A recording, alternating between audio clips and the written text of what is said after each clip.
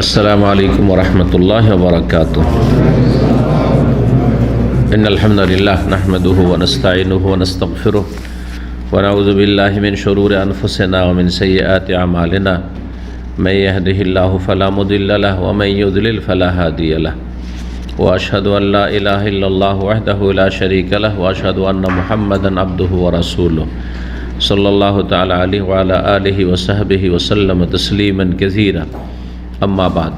সম্মানিত দিনী ভাতৃমণ্ডলী, আল্লাহ রাব্বুল আলামিনের প্রশংসা এবং প্রিয় নবী সাল্লাল্লাহু আলাইহি ওয়াসাল্লামের উপর সালাত ও সালামের পর আজ মঙ্গলবার 10ই জামাদাস সানি 1444 হিজরি মোতাবেক 3রা জানুয়ারি 2023 আমাদের সাপ্তাহিক আলোচনা সংক্ষিপ্ত জাদুল মাদ থেকে বিষয়বস্তু চলে আসছে জুমা সম্পর্কে।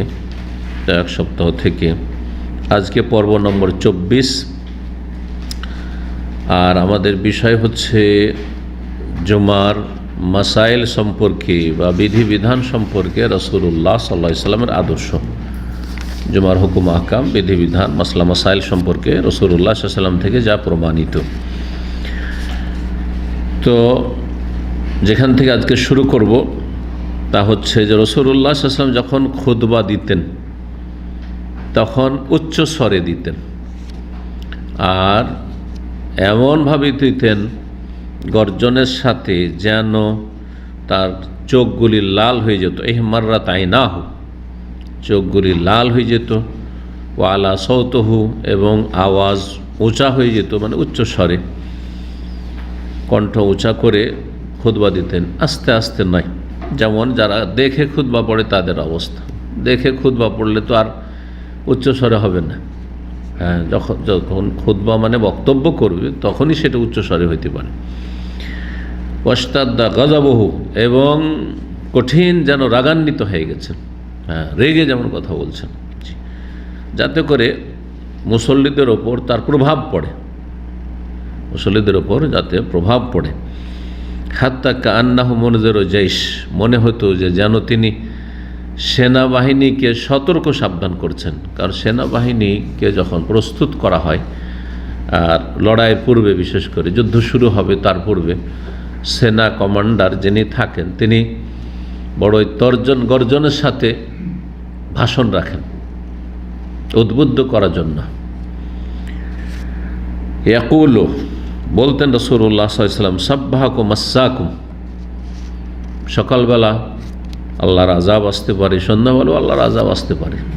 যেমন সেনাবাহিনী সতর্ক সাবধান করে, সেনাবাহিনীকে সতর্ক সাবধান করে সেনাপ্রধান যে কোনো সময় তোমাদের উপর আক্রমণ হতে পারে, এক্ষুনি হতে পারে, সকালেই হয়ে যেতে পারে, আবার এখন না হলে বিকালে হয়ে যেতে পারে। এই জন্য সবসময় পুরোপুরি প্রস্তুত থাকো। এইভাবে রাসূলুল্লাহ সাল্লাল্লাহু আলাইহি ওয়াসাল্লাম খুতবা দিতেন। আর খুতবাতে আল্লাহর প্রশংসার পরে আর আল্লাহর গুণগানের পরে রাসূলুল্লাহ সাল্লাল্লাহু আলাইহি ওয়াসাল্লামের পরে আম্মা বাদ বলতেন, যেটি খুতবাতুল হাজা শেষ করে বলতেন। ওয়া আশহাদু আন্না মুহাম্মাদান আবদুহু ওয়া রাসূলুহু, শাহাদাত হলো তাওহীদের শাহাদাত, রিসালার শাহাদাত, আশহাদু আল্লা ইলাহা ইল্লাল্লাহ ওয়া আশহাদু আন্না মুহাম্মাদান আবদুহু ওয়া রাসূলুহু। আম্মা বাদ ফাইন্না খায়রাল হাদিসি কিতাবুল্লাহ। জি, অতঃপর এই বল সহিহ বুখারীতে এই বিষয়টি রয়েছে, কিতাবুল জুমায় ইমাম বুখারী রাহমাতুল্লাহ আলাইহি অধ্যায় রয়েছে বাবু মান কালা ফিল খুতবাতে বাদা সানাই, খুতবাতে যে খতিব বলবে আল্লাহর গুণগানের পরে আম্মা বাদ, অতঃপর। হাদিস কয়েক জায়গায় বুখারীতে এসেছে। সহিহ মুসলিমে 867 নম্বর হাদিস, সহিহ বুখারীতে 922, 923, 24, 25, 26, 27, মানে এতগুলি বারবার করে হাদিসটি এসছে। নবী সাল্লাল্লাহু আলাইহি ওয়াসাল্লামের খুতবা সংক্ষেপ হইতো, আকসেরুল খুতবা সংক্ষেপে হইতো। খুতবা যদি কেউ 15 মিনিট থেকে আধা ঘন্টা দেয়, এটি হচ্ছে সুন্নতি খুতবা। আধা ঘন্টা অনেক বেশি। আর খুতবা 45 মিনিট থেকে 1 ঘন্টা, যা দেশীয় বক্তাদের খুতবা। আরবি যারা পড়ে তো মন্ত্র পড়ে, ওরা খুতবাই না, মন্ত্র পাঠ হানাফি মসজিদগুলোতে। কিন্তু আহলে হাদিস মসজিদে আজকাল খুতবা দিতে যে একটা লেকচারের মতো, কমপক্ষে 1 ঘন্টা, নাকি 1 ঘন্টা না, এটা আসলে সুন্নতের খেলাফ। খুতবা লম্বা হবে না, খুতবার তুলনায় সালাত লম্বা হবে। তাহলে সালাত যদি লম্বা তাহলে খুতবা এত লম্বা তো একেবারে সুন্নতের খেলাফ। ওয়াকসেরুল খুতবা, খুতবা শর্ট করতেন, সংক্ষেপ করতেন। ওয়ায়তিলুস সালাত, সালাতকে দীর্ঘায়িত করতেন। নামাজ লম্বা পড়তেন। সহিহ মুসলিম 869 নম্বর হাদিসে রয়েছে। মুসনাদ আহমদের 4th খণ্ড 263 পৃষ্ঠা আম্মার বিন ইয়াসির রাদিয়াল্লাহু তাআলা আনহু থেকে বর্ণিত হয়েছে। রাসূলুল্লাহ সাল্লাল্লাহু আলাইহি ওয়াসাল্লামের খুতবার বিষয়বস্তু কী হইত? খুতবায় ইসলামের মৌলিক বিষয়গুলি তুলে ধরতেন। দিনের বেশ কিছু ফাউন্ডেশন আছে, মৌলিক বিষয় রয়েছে, এগুলি প্রত্যেক মুসলিমের জন্য জানা জরুরি। এগুলি আলোচনা করতেই হবে, মাঝে মধ্যে হইতে হবে। এই নয় যে এগুলো তো অনেক আগে শেখানো হয়ে গেছে। আপনি আমাদের দেশের যেসব মাহফিলগুলো আছে তাতে খেয়াল করে দেখবেন, জীবনও মনে হয় কোনো দিন মাহফিল, ওয়াজ মাহফিলে শোনেননি যে আরকানে ইসলাম, আরকানে ইমান, হ্যাঁ, দিনের স্তর, এহসান, এইসব শোনেননি। বড় বড় হয় রাজনৈতিক লেকচার, হুঙ্কার দেওয়া, যাতে বীর মুজাহিদ বলে আছে, সাহসী আছে রে, সরকার বিরোধী কথা বলতে পারে, হ্যাঁ। আর না হইলে বিরোধীদের ওপর আক্রমণ করা, যাদের সাথে ধর্মীয় ইখতিলাফ রয়েছে। বেদাতি হইলে আহলে হাদিসদের বিরুদ্ধে, আর আহলে হাদিস বক্তার মধ্যে হিরো, যে যত বেশি শক্ত ভাষায় প্রতিপক্ষকে ঘায়েল করতে পারবে, না, কিছু ফালতু কথা। তারপরে কিছু ইউটিউবার আছে এত বেয়াদব আর এত অসভ্য যে অমুককে ধোলাই দিল, এই ভাষাগুলো আছে না? কোথায় পেলে এসব ভাষা? এগুলো ইসলামের ভাষা নাকি? নবী সাহাবায়ে কেরামদের ভাষা? উদ্দেশ্য কাউকে ধোলাই দেওয়ার নাকি? না উদ্দেশ্য মানুষের ইসলাহ করা? আম্বিয়া রাসূলগণ কি বলেছেন? ইন উরিদু ইল্লাল ইসলাহ। এই ভাষাগুলি আসলে একেবারে ঘৃণিত ভাষা, ব্যবসায়ীদের ভাষা। ইউটিউবার তো পয়সা ইনকাম করে, ডলার ইনকাম করে, ধান্দাবাজ সব এসব। ইল্লা মাশাআল্লাহ, মুখলেস লোক, লিল্লাহ ফিল্লাহ কাজ করেনা লোক খুবই কম রয়েছে। জি, এই জন্য দেখবেন আজকাল খুলে দেখবেন যে কোনো ইউটিউব চ্যানেল খুলেন তাতে অ্যাড আসছে। কারো ধান্দা লাগিয়ে রেখেছে, পয়সা ইনকাম করছে। আল্লাহ হেফাজত করুন। এদের দুনিয়াতে আল্লাহ নগদ দিয়ে বিদায় করে দেবেন, যা ভাগ, আখেরাতে কিছু নেই তোদের জন্য। তো রাসূলুল্লাহ সাল্লাল্লাহু আলাইহি ওয়াসাল্লাম সাহাবায়ে কেরামদেরকে শিক্ষা দিতেন ফি খুতবাতিহি, তার খুতবায় কি কাওয়ায়েদ আল ইসলাম, ইসলামের বুনিয়াদী বিষয়গুলি, বেসিক যে বিষয়গুলি, বুনিয়াদী বিষয়। অধিকাংশ মুসলিম, আমি পরীক্ষা করে দেখেছি, না হলে জুমার দিন আমার দার্স যদি এত গুরুত্বপূর্ণ না হতো তাহলে আমি পরীক্ষা করে আপনাদেরকে দেখিয়ে দিতাম। নতুন লোকদেরকে, যারা নিয়মিত আসে না, তাদের জিজ্ঞাসা করে যে ইসলামের খুঁটি কয়টি, ঠিক করে বলতে পারবে না। যদি 5টিও বলে তো বলবে কালেমা কি করতে হবে? হালাদ্রি, খুব ভালো করে জানি। কারণ আমাদের দেশে কী শেখানো হয়েছে? কালেমা, নামাজ, রোজা, হজ, যাকাত, এ যথেষ্ট? কালেমাকে বিশ্বাস করতে হবে না কালেমার সাক্ষ্য প্রদান করতে হবে? যদি বলে বিশ্বাস করতে হবে তাহলে সেটা ইমানে চলে গেল, ইসলামের এতে থাকলো না। আর যদি বলেন যে ইমানের রুকন কয়টি, তাও বলতে পারবেন। আর যদি বলেও দেয় তো বলে আল্লাহর প্রতি ইমান। ইমান মানে কি? বলছে লা ইলাহা ইল্লাল্লাহ পড়া। তো পড়ার নাম তো ইমান না, পড়ার নাম হচ্ছে শাহাদাত। যেটা পড়বেন, উচ্চারণ করবেন, স্বীকৃতি দেবেন, সেটা হচ্ছে ইসলামের রুকুন, সেটা ইমানের নয়। তো এত মাহফিল চলছে শীতকালে, অথচ এই মৌলিক বিষয়ের কোনো আলোচনা নেই। ইল্লা মাশাআল্লাহ, যেগুলোতে বিষয় বেঁধে দেওয়া হচ্ছে, কিছু জ্ঞানী মানুষরা রয়েছেন, বিষয় বেঁধে দেওয়া হচ্ছে, আর তাতে গুরুত্বপূর্ণ আকীদা আর বিভিন্ন বিষয়গুলি যে আছে, তো ঠিক আছে তাহলে, কিন্তু খুব কম। তো নবী সাল্লাল্লাহু আলাইহি ওয়াসাল্লাম ইসলামের বুনিয়াদী বিষয়গুলি খুতবায় আলোচনা করতেন। ওয়া শারাইয়াহু, শরীয়তের মাসলা মাসাইল, বিধিবিধান, শরীয়তের হুকুম আহকামের কোনো আলোচনা নেই জুমার খুতবায়। বিভিন্ন রকমের ওয়াজ ধরেন, কিসসা কাহিনী, সবুর সার, এই সেই, কিন্তু মাসলা মাসাইল, সালাতের পদ্ধতি, হ্যাঁ, সিয়ামের মাসাইল, জাকাতের মাসাইল, জাকাত কোন কোন সম্পদে ফরজ হয় আর কার ওপর ফরজ হয়, কোন সম্পদে নেশাব কতটুকু, ইত্যাদি কোথায় আলোচনাগুলি? নবী সাল্লাল্লাহু আলাইহি সাল্লামের খুতবার বিষয়বস্তুগুলি এইরকম হইত। আর খুতবার বিষয়বস্তুর আর একটা দিক রয়েছে, সেটা হচ্ছে সময়ের চাহিদা পূরণ করতে হবে। যেই সময়ে খুতবা দিচ্ছেন সেই সময়টাকে লক্ষ্য রাখতে হবে। বর্ষা বৃষ্টির সময়, তাহলে বর্ষা বৃষ্টির সাথে সংশ্লিষ্ট বেশ কিছু আহকাম আছে। দেখেন এখানে কিন্তু অধিকাংশ মসজিদগুলিতে এই বর্ষাকালে, এখানে তো শীতকালে বর্ষাকাল, আমাদের ভিন্ন, আমাদের দেশে গ্রীষ্মকালে বর্ষাকাল, এখানে শীতকালে বর্ষাকাল, আল্লাহর হেকমত। তো কিছু না কিছু আলোচনা হবে। শীত আসছে, শীতের মাসলা মাসাইল, শীতের সাথে জড়িত মাসলা মাসাইল হচ্ছে উযু না করতে পারলে তায়াম্মুম, গোসল না করতে পারলে কি করবে, গোসল ফরজ হয়েছে, তারপরে মোজার মাসা আছে না নেই, এরকম মেলা মাসাইল রয়েছে। তারপরে এসব থেকে শিক্ষণীয় বিষয়, জি, ওয়ায়ামুরুহুম ওয়ায়ানহাহুম ফি খুতবাতিহি ইযা আরাজা লাহু আমরুন। রাসূলুল্লাহ সাল্লাল্লাহু আলাইহি ওয়াসাল্লামের খুতবা চলছে, আর খুতবা অবস্থায় যদি কোনো প্রয়োজন হইতো, ইযা আরাজা লাহু আমরুন, কোনো এমন একটি পরিস্থিতি হয়েছে যে কোনো একটি হুকুম দিতে হবে, এই কাজটি করে এসো, কোনো একটি কথা থেকে নিষেধ করতে হবে, এটা করিও না, নবী সাল্লাল্লাহু করেছেন। এই সুন্নতের উপর আমল আছে আমাদের দেশে। এখানে কিছুটা আমল আছে। ধরেন আসছে মসজিদে, দুটো উদাহরণের দিই, একটা হচ্ছে আদেশ আর একটা হচ্ছে নিষেধ। আদেশ, লোকজন এসে বসে যায়, কিছু কিছু খতিব আছে মাশাআল্লাহ, এখানে সৌদি আরবে অন্তত এটা আছে, দেখছি লোকটা বসে যাচ্ছে, এই তাহিয়াতুল মসজিদ পড়েছ, খুতবা চলছে সেই জন্য হয়তো বসে যাচ্ছে, তাহিয়াতুল মসজিদ পড়েছ না, পড়ো তারপর বসো। দর্শন করেছেন না করেননি? জি, একজন সাহাবী আসছেন আর ভাবছেন খুতবা শুরু হয়ে গেছে, আর কি নামাজটা পড়বো, খুতবা শুনতে লাগি। নবী সাল্লাল্লাহু বলছেন যে সাল্লাইতা রাকাতাইন, 2 রাকাত পড়েছ? না পড়িনি। বলছে কম ফাসাল্লা রাকাত। এ কথা বললেন না যে আচ্ছা আজকে যা করলে করলেন, আগামী তো এরকম করিও না, কারণ ওতে শিক্ষা পুরাপুরি হবে না, এখনই ওকে উঠিয়ে সংশোধন করাইতে হবে।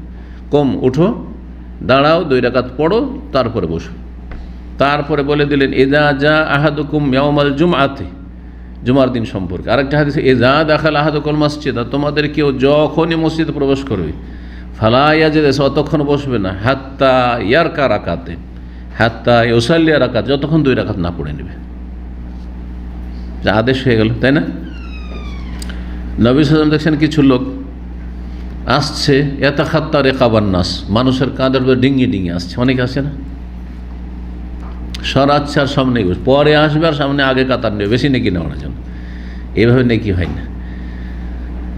মসজিদে আগে আসার জন্য দুটো দিক আছে, একটা দিক সময় আর একটা হচ্ছে স্থান, দুটো কি লক্ষ্য রাখতে হবে। কিন্তু অধিকাংশ লোক আজকাল কি বুঝে, সময় বুঝে না, বোঝে যে জায়গা যদি আগে দখল করতে পারি তাহলে নেকি পেয়ে গেল প্রথম কাতারে, তাই না? না না, ভুল কথা। দুটোই ঠিক থাকতে হবে। সময়ের দিক থেকে আপনাকে আগে আসতে হবে, আর জায়গার দিক থেকে আগে বসতে হবে। তাইলে হবে কি, অনেকেই আরব মহল্লাগুলোতে দেখি যে মসজিদে হাউস ড্রাইভারগুলো আগে চলে আসে, অথবা লেবার শ্রেণী কিছু মানুষ আছে আগে চলে আসে, কিন্তু পেছন দিকে দেয়ালে হেলান দিয়ে বসবে, না হলে বারান্দাতে বসে আছে, সামনে যাবেই না, নই নেকিতে বঞ্চিত থাকলো। কারণ সময়ের দিক থেকে আগে আসলেও স্থানগত দিক থেকে পিছিয়ে আছে, স্থানের দিক থেকে পিছিয়ে আছে। আবার কিছু লোক আছে খুব সিনিয়র, যেমন আমাদের ক্লাসে বসার ক্ষেত্রেও আসবে, পরে আসার পরে দেখে দিয়ে খালি আছে, ওইখানে যাবে না, ওইখানে বসতে আসবে না, এটা ঠিক না। কথা বুঝতে পেরেছেন? আপনি পরে এসছেন, পিছনে বসে, আপনি এদিকে কেন খুঁজে বেড়াবেন? জায়গা খালি থাকে সেটা আলাদা কথা, কিন্তু জায়গা খালি না থাকলেও অনেকে সামনের দিকে বসে যাবে। মানে এখন তো না হয় চেয়ার আছে, চেয়ার তার মানে জায়গা খালি আছে, চেয়ার খালি থাকলে, কিন্তু নিচে বসে আছেন, নিচে পিছন দিক থেকে বসবেন না, সামনের দিকে এসে বসবেন না। অথবা মনে করছেন যে মাঝখানে একটু ফাঁকা আছে, যাই ডিঙিয়ে ডিঙিয়ে চলে যায় না। মজলিসুর আদবের খেলাফ, আর জুমা মসজিদুর আদবের খেলাফ, মসজিদুর আদবের খেলাফ। তো নবী সাল্লাল্লাহু আলাইহি ওয়াসাল্লাম নিষেধ করতেন ইজলিস। একটি লোক ওই রকম মানুষের কাঁধের ওপর দিয়ে লাফিয়ে লাফিয়ে আসছে, সরাচ্ছে আর বলছেন এই জিনিস বসো, ফাকাদ আজাইতা ও আনাইতা, তুমি একেতে লেটে আসলে, বিলম্বে আসলে, আর মানুষকে কষ্ট দিচ্ছ, পরে এসে তুমি মানুষকে কষ্ট দিচ্ছ। তো এইরকম নবী সাল্লাল্লাহু আলাইহি ওয়াসাল্লাম খুতবা অবস্থায় কোনো আদেশ নিষেধ করতেন। কামা আমারা দাখিল, যেমন নবী সাল্লাল্লাহু আলাইহি সাল্লাম এক মসজিদে প্রবেশকারী ব্যক্তিকে নির্দেশ দিয়েছিলেন, ওয়াহুয়া ইয়াখতুবু, খুতবা অবস্থায়, কি আন ইউসাল্লিয়া রাকাতাইন, 2 রাকাত যেন পড়ে, 2 রাকাত পড়ো তারপরে বসো। হাদিস সহিহ বুখারীতে রয়েছে 3 জায়গায়, 930, 931, 1166। সহিহ মুসলিম 875 নম্বর হাদিস।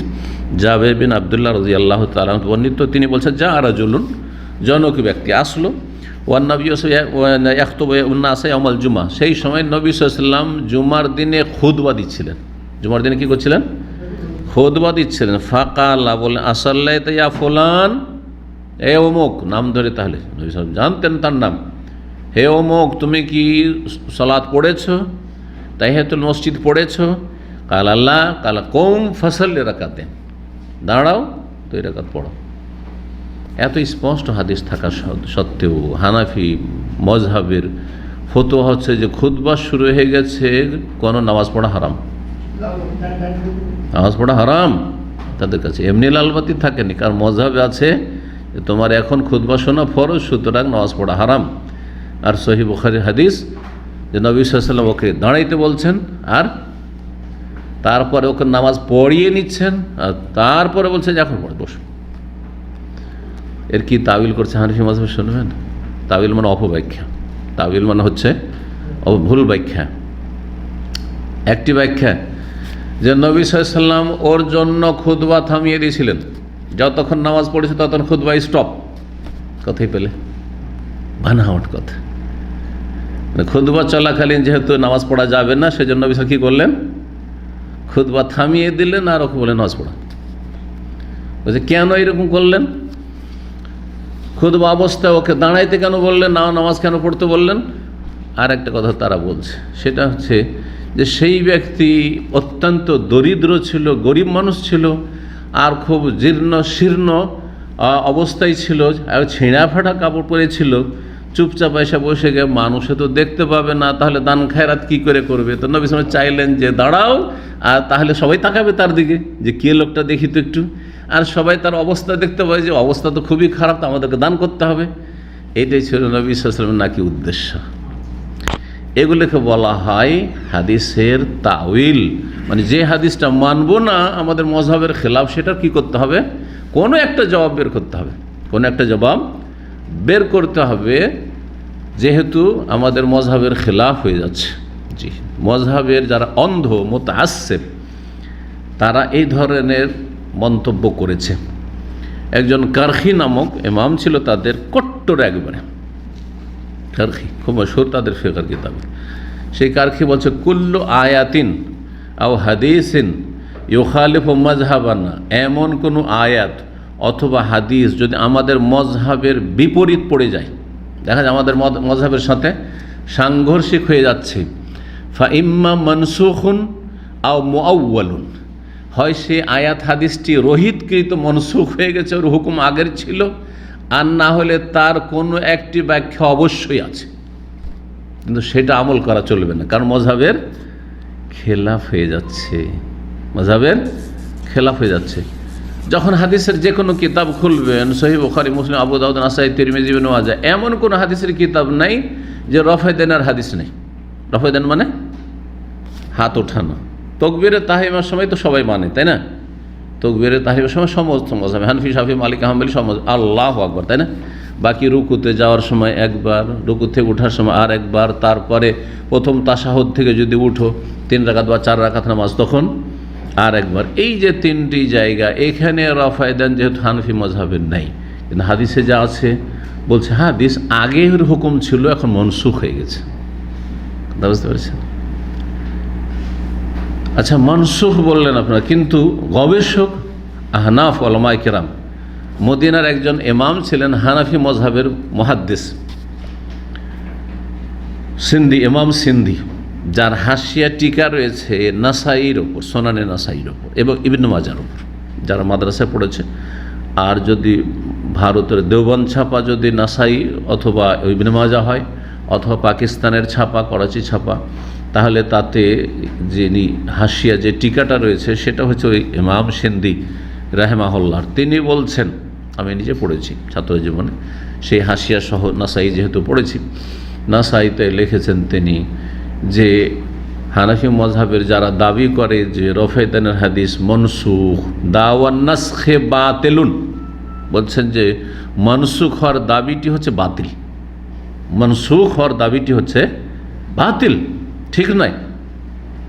তারপরে তিনি মন্তব্য করছেন বল কুল্লুন সুন্নাতুন, দুটাই সুন্নাত, মানে রফায়দান করাও সুন্নাত আর মাঝে মাঝে ছেড়ে দেওয়া সুন্নাত, এতটুকু বলছেন। কেন মাঝে মাঝে ছেড়ে দেওয়া সুন্নাত বলছেন? বলছেন আব্দুল্লাহ বিন মাসউদ রাদিয়াল্লাহু তাআলা আনহুর হাদিসে যে আছে, যে তিনি বলছেন যে আমি রাসূলুল্লাহ সাল্লাল্লাহু আলাইহি ওয়াসাল্লামকে দেখলাম যে রফায়দান করলেন আর তারপরে ছেড়ে দিলেন। হ্যাঁ, একবার শুধু রফায়দান করলেন, একবার নামাজ পড়লেন, ফালাম ইয়ারফা ইল্লা ফি আউয়াল মাররাহ বা আও কামা ক্বালা সাল্লাল্লাহু আলাইহি ওয়াসাল্লাম, প্রথমবার ছাড়া আর রফায়দান করলেন না। হাদিস আবু দাউদে আছে, বুখারীতে নেই, মুসলিমে নেই। আর রফায়দান হাদিসগুলি সবগুলি হাদিসের কিতাব বুখারী মুসলিম সহ আছে। এখন এই হাদিস সম্পর্কে ইমাম আবু দাউদ নিজে বলছেন, হাদিসটা উল্লেখ করার পরে ওয়ালাম ইয়াসিহা, কিন্তু হাদিসটি সহিহ নয়, তার হাদিস তো দুর্বল, হাদিস দুর্বল। যখন দুর্বল হয়ে গেল তাহলে আর এই কথা বলার কোনো প্রয়োজন নেই যে মাঝে মাঝে ছেড়ে দাও সুন্নাত। তবে কেউ মাঝে মাঝে যদি ছাড়ে, সুন্নাত ছাড়া যেতে পারে। সুন্নাত ধরেন 10 বার করছেন, একবার যদি নাই কোনো অসুবিধা নেই। সুন্নাত সালাত যেমন সুন্নতে রাতে বা কখনো জোহরে পড়ছেন, কখনো কাজে শুধু ফরজটা আদায় করেন, কোনো গুনাহ নেই। হ্যাঁ, বাস ওয়াজিব না হইলে হলো, ফরজ না হইলে হলো। সুন্নাত হচ্ছে ধরেন ভেতরে কুনুত, মাঝে মাঝে ছাড়াই সুন্নাত, কারণ নবী সাল্লাল্লাহু আলাইহি ওয়াসাল্লাম কন্টিনিউ এটা আবার করেননি, কন্টিনিউ করেননি। তাহলে যাই হোক, হানাফি মযহাবের কথাই বলছেন, হানাফি মযহাবের যারা গবেষক বা মুহাদ্দিস, যাদের হাদিসের ভালো জ্ঞান ছিল মাশাআল্লাহ, তারা কিন্তু এগুলোকে মানসুখ মানেননি। কারণ দেখছেন যে মানসুখ কথাটি মযহাবের হইলেও কথাটি তো আসলে মজবুত না, কথাটি দুর্বল আসলে। তো যাই হোক, আসল বিষয়ের দিকে ফিরে আসি। কি বলছিলাম যে খুতবা অবস্থায় নবী সাল্লাল্লাহু আলাইহি ওয়াসাল্লাম সাহাবীকে 2 রাকাত পড়ালেন যাতে করে তাহিয়াতুল মসজিদের গুরুত্ব বুঝে, কিন্তু তারা এটা যেহেতু মানছে না মযহাবে, সেজন্য তার উত্তর দেওয়ার জন্য বিভিন্ন রকমের অপব্যাখ্যা করেছে। ওয়াইদা রাবিহিম জাফাকাতিন মিন হাজাতিন আমারহুম বিসাদাকা, খুতবা অবস্থায় আছেন আর মসজিদে কেউ আসলো আর দেখছেন যে চরম ক্ষুধার্ত, একবারে শুকিয়ে আছে, হ্যাঁ, চোখ মুখ শরীর একেবারে শুকিয়ে আছে, আর কঠিন অবস্থা দেখেই বোঝা যাচ্ছে যে চরম ক্ষুধার্ত রয়েছে। নবী সাল্লাল্লাহু আলাইহি ওয়াসাল্লাম বুঝতে পারতেন, অথবা কেউ বলতো যে অমুক ব্যক্তির অবস্থা খুব খারাপ, তো তার কিছু আর্থিক সাহায্যের প্রয়োজন রয়েছে, খুতবা অবস্থায় বলতেন যে তোমরা সাদকা করো, দান খায়রাত করো। বলছেন ওয়াইদা রাবিহিম ফাকাতিন মিন হাজাতিন, যদি জনগণের মাঝে মুসল্লি যারা মসজিদে এসে তাদের মাঝে কোনো ক্ষুধার্ত ব্যক্তিকে দেখতেন, আমারহুম বিসাদাকা, এবং তখন নবী সাল্লাল্লাহু আলাইহি ওয়াসাল্লাম তাদেরকে সাদকার হুকুম দিতেন খুতবা অবস্থায়। ওয়াহাদ্দাহুম আলাইহা, এবং তার জন্য সাহাবায়ে কেরামদেরকে উৎসাহিত করতেন যে তোমরা দান খেরাত করো, যদিও সেটি খুতবার বিষয়বস্তু নয়। তাহলে খুতবার বিষয়বস্তুর বাইরেও অন্য কোনো বিষয় নিয়ে কথা বলতেন রাসূলুল্লাহ সাল্লাল্লাহু আলাইহি ওয়াসাল্লাম প্রয়োজন বোধে। এই হাদিসটি সহিহ মুসলিমে রয়েছে 1017 নম্বর, জারির বিন আব্দুল্লাহ রাদিয়াল্লাহু তাআলা আনহু থেকে বর্ণিত। নবী সাল্লাল্লাহু আলাইহি ওয়াসাল্লাম যখন খুতবা দিতেন আর আল্লাহর নাম আসতো বা আল্লাহর কাছে দোয়া করতেন, তখন শাহাদাতের আঙ্গুল দিয়ে ইশারা করতেন। ওয়াকান ইউশিরু ফি খুতবাতিহি, নবী সাল্লাল্লাহু আলাইহি ওয়াসাল্লাম তার খুতবায় ইশারা করতেন বে ইসবাহি সাব্বাবা, সাব্বাবা আঙ্গুল দিয়ে। সাব্বাবা কোন আঙ্গুল? শাহাদাত, যেটির নাম ইসলামে কি বলা হয়েছে? শাহাদাত, কিন্তু সাব্বাবা বলা জায়েজ, কেন আরবদের মাতৃভাষা জায়েজ। যে কোনো মাতৃভাষা অমুসলিমেরা বললেও জায়েজ, এটা মনে রাখবেন, যদি সেটি তাদের ধর্মীয় কোনো ভাষা না। যেমন আমরা মুসলিমেরা পানি বলছি, ঠিক না, কিন্তু জল বলা কি না জায়েজ? কিন্তু কিছু কট্টরপন্থী বাঙালি আছে, বাঙালি মুসলিম মনে করে আমি নামাজ পড়ি না পড়ি, কিন্তু পানি বলতে হবে, নাহলে কেমন মুসলমান থাকবো। তার অনেকে মনে করে গোশত বলতে হবে, মাংস বলা যাবে না। হ্যাঁ, আবার হাস্যকর কি একজন আমাকে বলছে যে সেখানে নাকি মাংস এই জন্য বলা যাবে না, সেটা মায়ের অংশ হয়ে যাচ্ছে। লা হাওলা ওয়ালা কুওয়াতা, কোথা থেকে জাহেলরা যে শিখলো এই বাংলা আল্লাহই জানে। তো যাই হোক, ভাষা ভাষা, হ্যাঁ, কোনো ধর্মীয় ভাষা যদি হয়, যেমন ছেলে মেয়েকে লক্ষ্মী, হ্যাঁ হারাম এটা, কারণ লক্ষ্মী তাদের দেবী, এটা ধর্মীয় বিষয়। তারপর লক্ষ্মী সম্পর্কে হিন্দুদের ধারণা যে লক্ষ্মী তাদের রুজিদাতা, আর আমাদের রুজিদাতা আল্লাহ। সুতরাং কোনো একটা ছেলে অথবা মেয়ে যাকে আমি ভালো মনে করছি, অথবা কোনো বউকে, স্ত্রীকে মনে করছেন যে আমার সৌভাগ্য, যেদিন থেকে এসেছে আমার ঘরে সেই দিন থেকে আলহামদুলিল্লাহ চাকরি বাকরি সুখী, ব্যবসা বাণিজ্য ইত্যাদি, অসুখ বিসুখ নাই, সেজন্য লক্ষ্মী বলবেন না, এটা হারাম, এটা শিরকি কথা। আকিদাতে বড় শিরক না হলে আপনার কথাই শিরক, কথাই শিরক, তওবা করা উচিত। আর ছোট শিরক হলো কাবিরা গুনাহ, ছোট শিরকে আসগার হইলেও কাবিরা গুনাহ। জি, কারণ বাঙালিরা এটা বলে সেই জন্য। কিন্তু ধরেন চাচাকে কাকা, হ্যাঁ, তারপরে চাচিকে কাকি, হ্যাঁ, কথা বুঝতে পেরেছেন, তারপরে আপাকে দিদি, যাই যাচ্ছে।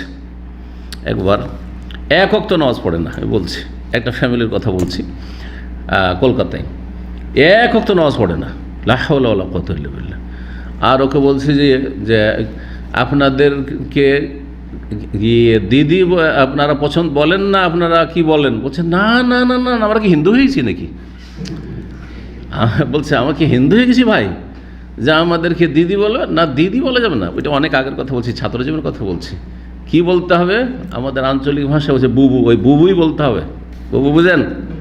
বুঝেন না? হ্যাঁ হ্যাঁ, বুবু বলতে হবে। মানে ও যে ভাষাটা মুসলিমরা পেয়েছে বুবু অথবা আপ্পা, ওইটাই বলতে হবে। কথা বুঝতে পেরেছেন না? এইগুলো মন গড়া ধর্মকর্ম। জি, এতে ইসলাম যায়ও না, আসে না, টিকেও না। নামাজ পড়েন না, ইসলাম টিকে না, এইসব দিয়ে। কথা বোঝা গেছে? জি, আজকাল দেখেন বেহায়া, মাথায় কাপড় নেই, শরীরে কাপড় নাই, একটা ওড়না নেই, আর তারপরে সোশ্যাল মিডিয়া আসছে আউযুবিল্লাহ, আর তারপরে বলছে ইনশাআল্লাহ মাশাআল্লাহ, পারবেন তো? বলছে ইনশাআল্লাহ। বলছে মাশাআল্লাহ, কমপক্ষে ইনশাআল্লাহ তো শিখেছে। আশ্চর্য লাগে যে ইনশাআল্লাহ আছে, মাশা নফল আছে, আর ফরজ সালাত নেই, হ্যাঁ ফরজ হিজাব পর্দা নেই, আর সোশ্যাল মিডিয়াতে চেহারা খুলে আসাই হারাম, আর তারপরে যদি মাথা খোলা থাকে তো সর্বসম্মতিক্রমে বিল এজমা হারাম। আর এই চেহারাতে না হয় ইখতিলাফ মুখতালাফি, কিন্তু মাথা যে ঢাকতে হবে মহিলাদের, এটা তো এজমা এতে রয়েছে, হানাফি শাফি মালিক, কারো ইখতিলাফ নেই এতে। জি, আল্লাহ হেদায়েত দান করুক। আজকাল নাস্তিকরাও ইনশাল্লাহ বলছে, বাংলাদেশের একটা ভাষার অলঙ্কার আছে, কি হয়েছে, নাস্তিকরাও ইনশাল্লাহ, তারপরে সালাম আলাইকুম। হ্যাঁ, তো এটা একটা ভালো দিক যে আল্লাহ ওদেরকে ফিরিয়ে নিয়ে আসছে, হয়তো যেইভাবে হোক ফিরে আসবে। জি, সোজা আঙ্গুলে না ফিরে আসে, বাঁকা আঙ্গুলে ফিরে আসবে হয়তো। ইমাম মেহেদী আসলে তখন ফিরে আসবে। কিন্তু কিছু লোক আবার ভাবছে যে আমরা কিছুই করবো না, ইমাম মেহেদী এসে সব করবে, ওই জন্য শুধু ভবিষ্যৎবাণী করতে আছে। ইমাম মেহেদী এলো কি এলো, এলো কি এলো, 2019 গেল, আসার কথা, তারপরে 21-এ আসার কথা, ওটাও গেল। এখন ওই কালকে এক আরব মেসরির কথা শুনলাম, 2024-এ আসবে। কথা বুঝতে পেরেছেন? তো এসব বেদাতগুলি শুধু বাঙালি মোল্লা মৌলবীদের মধ্যে, ওয়াইজদের মধ্যে, বক্তাদের মধ্যে নাই, আরবি আরও কিছু বিদাতি আছে আশেপাশে যারা এসব ভবিষ্যৎবাণী করছে, আল্লাহ ভালো জানে। তবে ফিতনা চারিদিক থেকে ঘিরেছে, আর যত ফিতনা হবে, যত পাপ হবে, যত মানুষ ইসলাম থেকে দূরে চলে যাবে, তত বেশি আল্লাহ রাব্বুল আলামিন সংশোধনের ব্যবস্থা করবেন। তখন আসবে, সময় খুব বেশি নেই, কিন্তু কতদিন সেটা বলাটা মানুষের পক্ষে সম্ভব নয়। নবী সাল্লাল্লাহু আলাইহি ওয়াসাল্লাম বলেন, আল্লাহ কোরআনেও কাউকে জানানি, লা আল্লাহ সাআতা তাকুনু কারিবা, সম্ভবত কিয়ামত কাছে এসেছে, সন্নিকটে। তো রাসূলুল্লাহ সাল্লাল্লাহু আলাইহি ওয়াসাল্লাম কি করতেন, খুতবায় আঙ্গুল দ্বারা, কোন আঙ্গুল, সাব্বাবা দ্বারা। আরবরা প্রাচীন যুগে তাদের মাতৃভাষায় এই আঙ্গুলটিকে কি বলতো, সাব্বা বলতো। সাব্বা ইয়াসুব্বা মানে গাল দেওয়া, এর আগেও বলেছি। তো এটার নাম সাব্বাবা কেন ফেলেছে?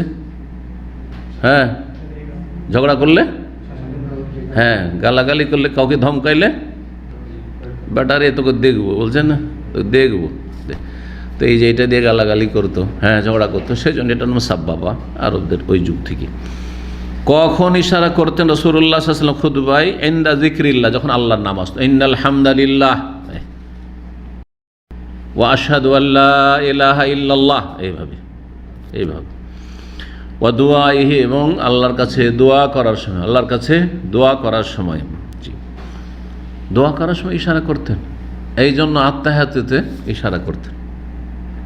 হ্যাঁ, আত্তাহিয়াতু লিল্লাহি ওয়াস সালাওয়াতু, ইশারা হাদিসে এসছে, ইশারা করতেন এবং দোয়া করতেন। জবানে দোয়া করছেন আর আঙ্গুলেও দোয়া করছেন। আঙ্গুলের ইশারা এটাও এই দোয়ার সাথেই সম্পর্কিত। তো এই হাদিস সহিহ মুসলিমে রয়েছে 874 নম্বর, আবু দাউদে রয়েছে 1104, নাসাইতে রয়েছে, তিরমিজিতে রয়েছে ওমর ইবনে রুয়াইবা রাদিয়াল্লাহু তাআলা আনহু থেকে, যে রাসূলুল্লাহ সাল্লাল্লাহু আলাইহি ওয়াসাল্লাম খুতবায় আল্লাহর নাম আসলে, আল্লাহর কাছে দোয়া করলে শাহাদাতের আঙ্গুল দিয়ে ইশারা করতেন। ওয়া কানা ইয়াস্তাসকি বিহিম ইযা কুহিতাল মাতারু ফি খুতবাতিহি, রাসূলুল্লাহ সাল্লাল্লাহু আলাইহি ওয়াসাল্লাম জুমার খুতবায় বৃষ্টির দোয়া করতেন।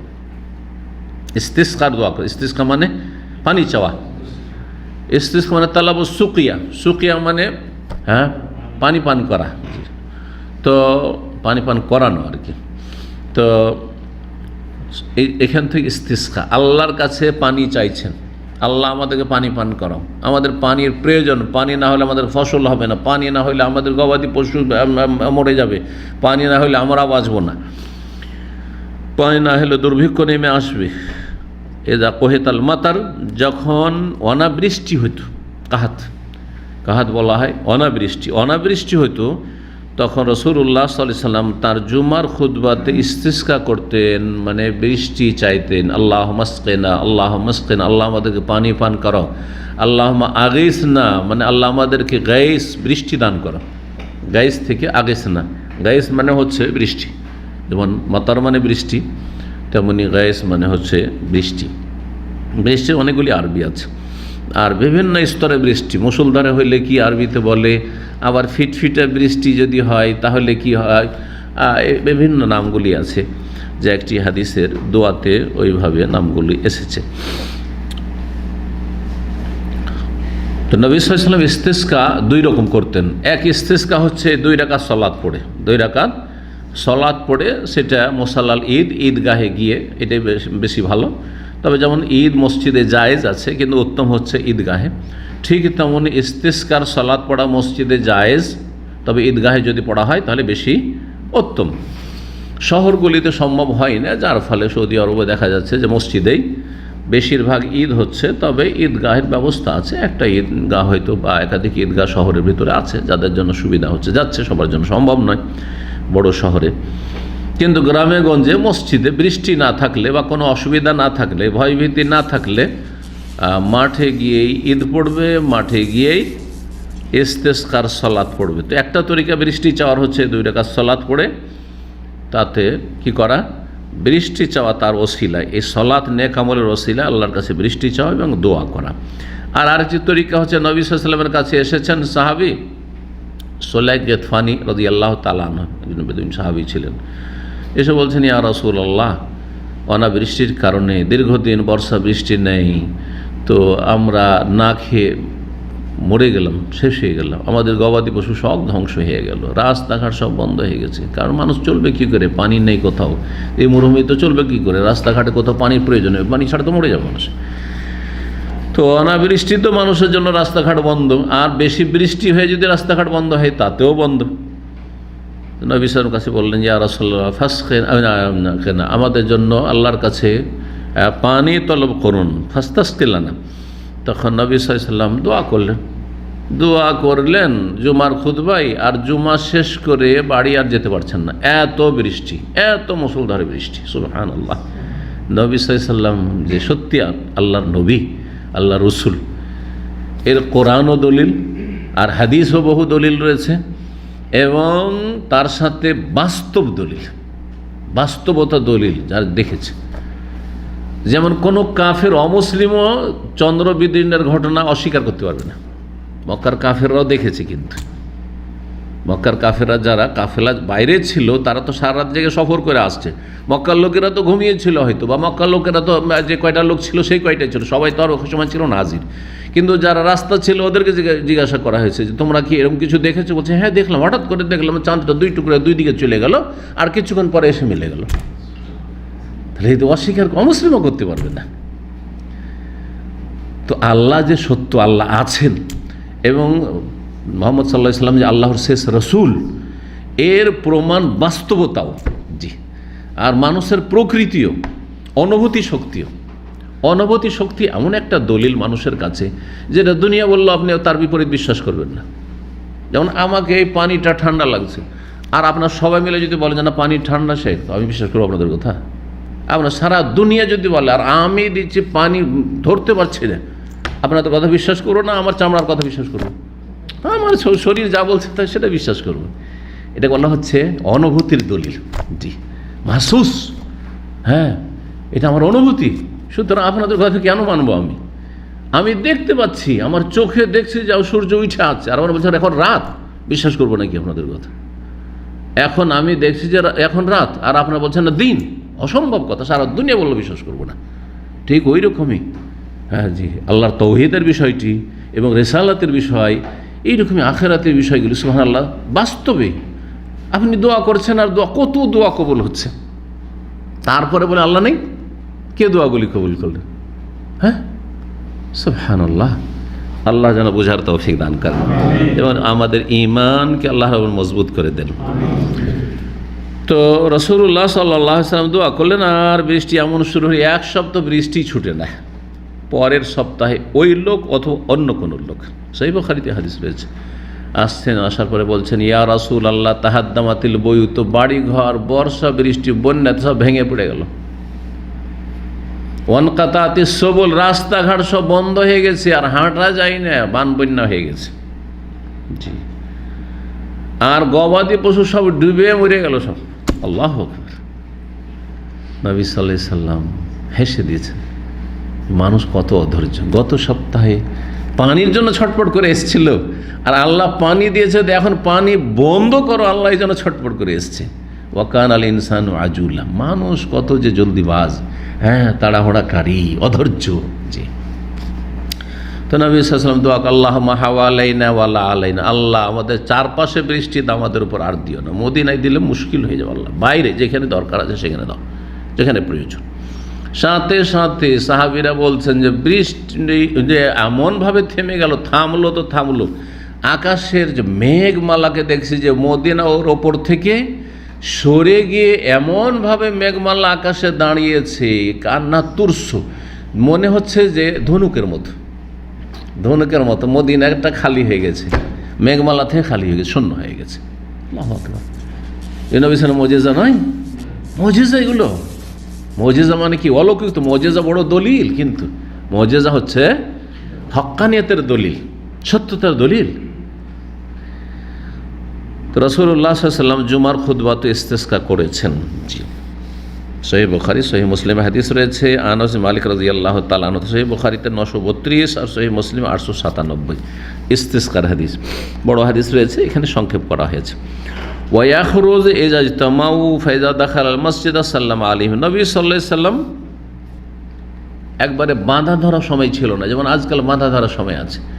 এমন বাঁধা ধরা সময় যে শীতকালে যেই সময় জুমা, ওই সময় গ্রীষ্মকালে ওই সময় জুমা করছে না। আসলে এটা উচিত নয়, কিন্তু উচিত হচ্ছে যে শীতকালের সময়টা গ্রীষ্মকালের তুলনায় কম বেশি হবে, কিন্তু একই সময় বাঁধা আছে। গোটা বছর যদি থাকে 12টায় খুতবা, তো 12টাতে খুতবা, গোটা বছর চলছে 360 দিন। 12:30 খুতবা তো 12:30 খুতবা, 12:15 তো 12:15, 11:30 তো 11:30, 11টা 20, 11টা 20, তাই না? যদিও জায়েজ, কিন্তু নবী সাল্লাল্লাহু আলাইহি সাল্লাম এমনটা করতেন না। প্রথম কথা, ঘড়ির জামানা ছিল না যে ঘড়ি ঘন্টা দেখে আসবেন।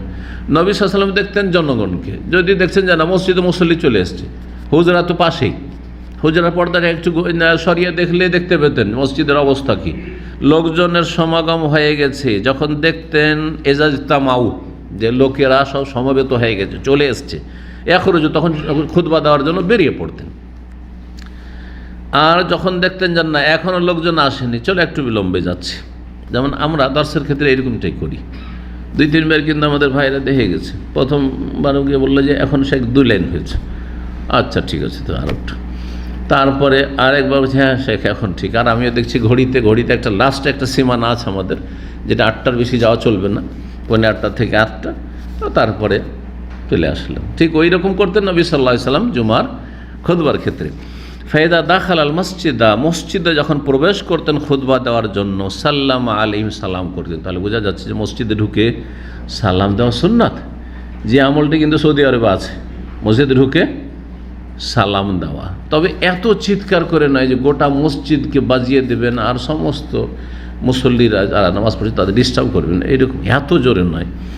মোটামুটি সালাম দেন, যতদূর শুনলো। আর সবাইকে গোটা মসজিদের শোনাইতে হবে আসসালামু আলাইকুম, না আসসালামু আলাইকুম যথেষ্ট। আর একেবারে সালাম দিবেন না, যেটা আমাদের দেশের কিন্তু ট্রেডিশন, মসজিদে ঢুকে সালাম দেয় নাই। কিন্তু এইখানে এসেও দেখবেন আমাদের দেশের মানুষরা সালাম দিতে অভ্যস্ত নয়, মসজিদে ঢুকে চুপচাপ ঢুকে গেল। সুন্নত হচ্ছে, যদিও জরুরি নয়, সালাম দেওয়া সুন্নাত, সালাম দেওয়া কখনো ওয়াজিব নয়। সালাম দিতেন নবী সাল্লাল্লাহু আলাইহি সাল্লাম। ফাইজা সাইদ আল মেম্বার, তাহলে একবার সালাম দিলেন কখন? যখন মসজিদে প্রবেশ করলেন। যখন মেম্বারে আরোহণ করতেন, চড়ে নিতেন, ইস্তাকবালাহুম বিওয়াজহি, তখন সাহাবায়ে কেরামদের, মুসল্লিদের মুখোমুখি হয়ে বসতেন, মুখমণ্ডল ফিরিয়ে তাদের দিকে, কাতকুত হয়ে এদিক ওদিক না, তাদের দিকে মুখ ফিরিয়ে বসতেন। ওয়াসাল্লাম আলাইহিম, আর বসার সময়তেই মেম্বারে বসলেন, বলতেন আসসালামু আলাইকুম ওয়া রাহমাতুল্লাহ। এখানকার খতিবরা কিন্তু এটা খেয়াল দেখবেন, যেমনই খুতবাতে উঠলো, ওঠার পরে বসতে যাচ্ছে, তখন কি বলে? আসসালামু আলাইকুম ওয়া রাহমাতুল্লাহি ওয়া বারাকাতুহু, আসসালামু আলাইকুম ওয়া রাহমাতুল্লাহ, জি। সুম্মা ইয়াজলিসু, তারপরে বসতেন, সালাম দেওয়ার পরে বসতেন। এটা নয় যে এমনি বসে গেলেন আর তারপরে যখন ইন্নাল হামদালিল্লাহ শুরু করতে যাচ্ছেন, খুতবা শুরু, তখন আসসালামু আলাইকুম ওয়া রাহমাতুল্লাহ, না জুমার খুতবাতে এমনটা করতেন না, জুমার খুতবাতে এইরকমটা করতেন না। আমরা করছি, যেমন ঢুকলাম তখন সালাম দিলাম, আর তারপরে এখানে বসে যখন শুরু করছি তখন আমরা কি করছি? সালাম দিচ্ছি। ভালো সালাম, নবী সাল্লাল্লাহু আলাইহি সাল্লাম অনেক সময় মজলিসে 3 বার করে সালাম দিতেন। ইজা সাল্লামা সাল্লামা সালাসান, যে হাদিস আছে, যখন সালাম দিতেন নবী সাল্লাল্লাহু আলাইহি সাল্লাম কয়বার দিতেন? 3 বার দিতেন। ওইজা দা সালাসান, আর দোয়া করতেন 3 বার করে দোয়া করতেন। তো 3 বার সালাম দিতেন নবী সাল্লাল্লাহু আলাইহি সাল্লাম, এর ব্যাখ্যা কি হইতে পারে দেখি আপনাদের থেকে শুনি। কেমন করে 3 বার দিতেন? প্রথম যখন প্রবেশ করছেন, ও 2 বার তো আমি বলেই ফেলেছি, হ্যাঁ, তো 2 বার হয়ে গেল। আর একবার বিদায়ের সময় সালাম দিতেন, হ্যাঁ, এটা হইতে পারে। আর কেউ বলেছেন যে না, সবসময় করতেন না, যদি দেখতেন যে কোনো ব্যক্তি শুনল না তখন 3 বার দিতেন। সালাম আলাইকুম, শোনেনি, সালাম আলাইকুম, তাও শুনলেন না, সালাম আলাইকুম, 3 বার। তাতে যদি না শুনে আর বলার প্রয়োজন নেই, সালাম দেওয়া দরকার নেই বারবার, ঠিক আছে। আর একটা হচ্ছে কারো বাড়িতে গেলে, কারো বাড়ির গেটে গেলে কয়বার সালাম দিবেন? হাদিস আছে 3 বার। 3 বার বেল বাজাবেন, 3 বার সালাম দিবেন, এর বেশি না। 3 বারের বেশি বেল বাজানো ঠিক নয়, আর 3 বারের বেশি সালাম দেবেন আর ধর্ণা দিবসে তাও ঠিক না। 3 বারে কোনো সাড়া শব্দ পেলেন না, ফিরে চলে আসেন। অথবা 3 বারের ভিতরে বলা হলো যে ওয়াইদা কিয়া লাকুম ইরজিউ ফারজু, যদি বলা হলো যান, এখন ফিরে যান, আমার সময় নেই, ফিরে যান। যদি আজকাল কাউকে ফিরিয়ে দেওয়া হয় আর জীবনেও তার সাথে দেখা সাক্ষাৎ করবে না, কত তাহলে সংকীর্ণতা আমাদের, হ্যাঁ, অন্তর কত সংকুচিত আমাদের, ছোট মন, খুব ছোট। কিন্তু আল্লাহ কোরআনে কত উদারতা শিখিয়েছে, মনে কোনো রকমের কষ্ট নেওয়া যাবে না। জালিকা আজকাল, এইটি হচ্ছে তোমাদের অন্তরের অধিক তাজকিয়া, অধিক পবিত্রতা, তাজকিয়া আল্লাহ বলেছেন। আজকা অন্তর পরিষ্কার থাকবে। বেচারা সময় নেই, আমাকে সময় দিতে পারেনি, ঠিক আছে, জি। আমার অফিসে যদি কেউ আসেন মাসলা জিজ্ঞাসা করার জন্য, আর যদি বলা এখন সময় নেই, আরে বাপরে, শাইখের তো ব্যবহার ভালো না, দিলেন হুকুম লাগিয়ে। অথচ এটা ইসলাম, এটা ইসলাম। আমার সময়, আমার ইচ্ছা হইলে আমি পারলে দিলাম, আর না হইলে না দিলাম, কথা বোঝা গেছে না? আর আপনি হক বসিয়ে দিয়েছেন, যখন আসবেন আপনার সুবিধা মতো না, যেই ব্যক্তির কাছে, আমিও এরকমই, আমি কোনো ডাক্তারের কাছে গেলে, আপনারাও ডাক্তারের কাছে লাইন লাগে বসে থাকেন, কিন্তু ঘন্টার পর ঘন্টায় লাইন লাগে বসে থাকেন। কিন্তু দিন শেখার ক্ষেত্রে টেলিফোন করলাম, উনি রিসিভই করেন না, মনে হচ্ছে যে ফরজ করে রেখেছেন আপনি, নাকি? না, মোটেই না, কারো সময় হলে উঠাবে আর না হলে উঠাবে না, এটা হচ্ছে শরীয়ত। জি, যেমন বাড়ির ক্ষেত্রে 3 বার সালাম দেবেন, 3 বার বেল দেবেন, আর 3 বার মধ্যে একটু করে গ্যাপ দিয়ে দিয়ে নয়। বাচ্চারা কিন্তু অধৈর্য, বাচ্চাদেরকে এভাবে তরবিয়ত করবেন। আচ্ছা, বেলের উপর বেল, বেলের উপর বেল, বেলের উপর সাথে সাথে এমার্জেন্সি একবারে করে দিয়েছে। আল্লাহ না করে হয়তো আপনার ফ্যামিলি নামাজ পড়ছে অথবা বাথরুমের ভিতরে আছে, এই সময় সাথে সাথে বেরিয়ে আসা সম্ভব না। এই জন্য এদেরকে ছোটো থেকে ছেলে মেয়েদেরকে তরবিয়ত করতে হবে যে একবারে বেল বাজানোর পরে কমপক্ষে 1 মিনিট 1.5 মিনিট অপেক্ষা করবে বা তারও বেশি কমপক্ষে, তারপরে তখন আবার আরেকটা, তারপরে আরও কিছুক্ষণ পরে তারপর আরেকটা, 3 বারও হইল না ফিরে যান। আর বাড়ির যদিও হয় তাহলে বসে যান, ওখানে বসে থাকেন। জি, অদর যাওয়ার কি আছে। সুবহানাল্লাহ। তো নবী সাল্লাল্লাহু আলাইহি সাল্লাম সালাম দিতেন, তারপরে বসতেন কোথায়? মেম্বারে। তারপরে কি করতেন? বেলাল রাদিয়াল্লাহু আনহু বলছেন ওয়ায়াখুযু বেলালুন ফিল আযান, তারপরে বেলাল আযান দাও শুরু করতেন। আযান কখন শুরু করতেন? যখন নবী সাল্লাল্লাহু আলাইহি সাল্লাম মেম্বারে বসে গেছেন। ফায়দা ফারাগা, যখন বেলাল আযান সমাপ্ত করতেন, আযান শেষ হইল, কামা, তখন নবী সাল্লাল্লাহু আলাইহি ওয়াসাল্লাম দাঁড়াতেন, ওয়া খাতাবার খুতবা দিতেন। জুমার খুতবা দাঁড়িয়েই দিতে হবে, দাঁড়িয়ে দেওয়া ওয়াজিব। জুমার খুতবা দাঁড়িয়ে দেওয়া ওয়াজিব, ফরজ। জি, বসে খুতবা দেওয়া জায়েজ নয় জুমার। জি, এটি মশলাই ঠিক। কারণ আল্লাহ কোরআনে কারীমে সূরা জুমা বলেছেন ওয়াইযা রাআউ তিজারাতান আও লাহওয়ান ফাদ্দু ইলাইহা ওয়া তারাকুকা কায়েমা, তোমাকে দাঁড়ানো অবস্থায় তারা ছেড়ে দিয়েছিল। আল্লাহ কায়েমান বলেছেন। জি, তারপর নবী সাল্লাল্লাহু আলাইহি ওয়াসাল্লাম সারা জীবন দাঁড়িয়ে খুতবা দিয়েছেন, কখনো বসে খুতবা দেননি। বাকি অন্য আলোচনা, আমাদের এই আলোচনা দাঁড়িয়ে বসে, বক্তার যেমন সুবিধা, শ্রোতাদের যেমন সুবিধা, যেমন ইচ্ছা তেমন করেন, কোনো অসুবিধা নেই, বোঝা গেছে। কিন্তু জুমার খুতবা কী করতে হবে? দাঁড়িয়েই দিতে হবে। জি, ওয়ায়াতামেদু আলা কাউসিন আও আসান, নবী সাল্লাল্লাহু আলাইহি ওয়াসাল্লাম যখন খুতবা দিতেন তখন হয় ধনুক অথবা লাঠির ওপর ভর দিয়ে দাঁড়াতেন, একটা লাঠি অথবা ধনুক নিয়ে। জি, আরব দেশে ধনুক থাকাটা স্বাভাবিক, কারণ শিকার করতেন। তো কখনো ধনুক হাতে আছে, কখনো লাঠি হাতে আছে। তো আজকাল এই লাঠির সুন্নতটি আমাদের দেশে থেকে গেছে, আবার এইটাকে একবারে জরুরি মনে করে নিয়েছে, জরুরি মনে করে নিয়েছে। আর যদি কেউ লাঠি হাতে না নেয়, ধরিয়ে দিবে। তো এত বাড়াবাড়ির কিছু নেই, এগুলো সুন্নাত, মুস্তাহাব, মুস্তাহাব। জি, লাঠি রহস্য আছে। আরব দেশে অনেকে প্রশ্ন করেন যে আরব দেশে তো কোথাও লাঠি দেখি না। হ্যাঁ, আরব দেশের খতিবদের হাতে কোনো লাঠি দেখেছেন? লাঠি দেখি না। তো আমাদের দেশে কেন এরকম লাঠি? সবাই লাঠি বাধ্যতামূলক জুমার খুতবাতে। কেন? লাঠিতে একটা ফায়দা আছে, মেলা ফায়দার মধ্যে মুসা আলাইহিস সালাম বলেছেন না, মুসা আলাইহিস সালামকে আল্লাহ জিজ্ঞেস করলেন না ওই লাঠির কথা, যার মুজিজা হয়ে গেল, জমাতিল কাবে ইয়ামিনেকা ইয়া মুসা, এ মুসা তোমার ডান হাতে এটা কি? বলে হে আসা, এটা লাঠি। তো উত্তর তো যথেষ্ট ছিল, কিন্তু উনি চাইছেন আল্লাহর সাথে বেশি কথা বলতে। যে যাকে ভালোবাসে তার সাথে বেশি কথা বলার চেষ্টা করে, বেশি কথা বলার চেষ্টা করে। এই চান্স আর পাবো না, যা বলার বলিনি, হ্যাঁ, মন খুলে বলেনি। তো মুসা আলাইহিস সালাম চান্স আল্লাহর সাথে, এই সুযোগই সুযোগ। আতাওয়াক্কাউ আলাইহা, আমি এতে হেলান দিই, একটু ভর দিই।